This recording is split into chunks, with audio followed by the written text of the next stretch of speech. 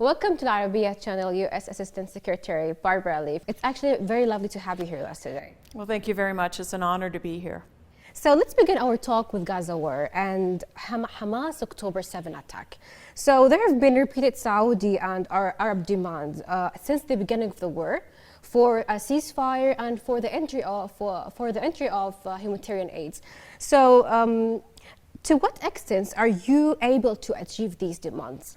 So look, right now, as you've heard the President say, the Secretary of State, the National Security Advisor say, this is a top priority to drive towards a ceasefire that will give us at least 6 weeks, possibly more, of a pause in which hostages can begin to come home to their families, and humanitarian assistance can flow more readily and in greater volume than here to date. It's very difficult to get humanitarian assistance to the degree that the people of Gaza need it, as long as the conflict is going. And there is a good proposal on the table, and we're waiting to see if Hamas will pick it up. Yeah.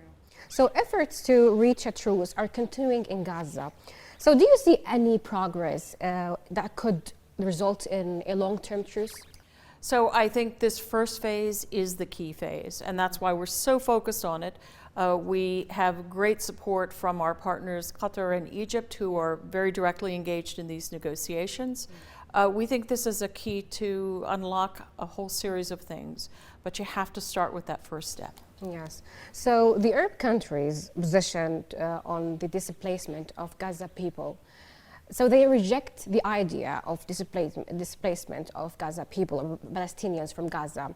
So what's the United States' position in this matter? Well, in fact, it's identical. The United States rejects completely the displacement of Palestinians, not just from Gaza, but from the West Bank as well.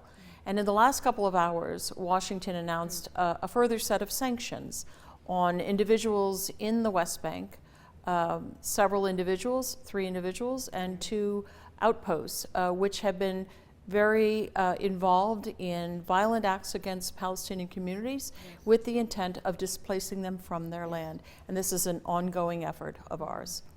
So moving now to Red Sea crisis and the Houthis attack. Houthi seems undeterred, and tension in the Red Sea is escalating, despite the strikes by the US and the other countries. So do you have any other plan to face, or let's say to the Houthi threats on the US ships and the international maritime navigation? So look, as you say, it is a threat to a wider set of the community, a wider set of the global community, and actually a threat to the peoples of that immediate region, to the fishermen whose livelihood depends on those waters. Those waters are being despoiled, destroyed even, by the attacks that the Houthis are perpetrating on innocent ships, innocent mariners. Tons of chemicals and other dangerous fertilizers and other dangerous chemicals have been spilled into the Red Sea. There's an 18-mile oil slick because of these attacks. I don't see in any way that the Houthis can credibly claim that this is advancing the cause of peace or the advancing the cause of the Palestinians' quest for statehood.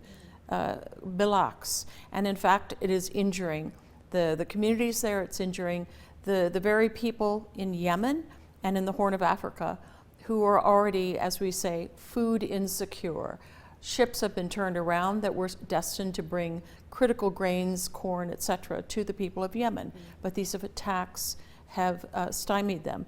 So in effect, it is an ongoing effort. It's a collective effort. We have a large coalition that's growing, because it is not about the US and the Houthi, it's about the Houthi and what they are doing to injure the economies and the peoples of that region. So my last question for you, Assistant Secretary Leaf, is about the situation in Yemen, and particularly we're talking about the humanitarian situation in Yemen.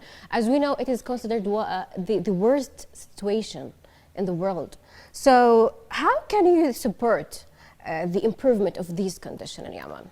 That's a great question, and in fact we have been very committed to just that course, to assist the people of Yemen from exiting a long period, a decade now, of conflict, helping them to get back on their feet, but in the meantime addressing them with, over the last 10 years, nearly $6 billion in assistance And we are the largest donor in humanitarian terms to the Yemeni people.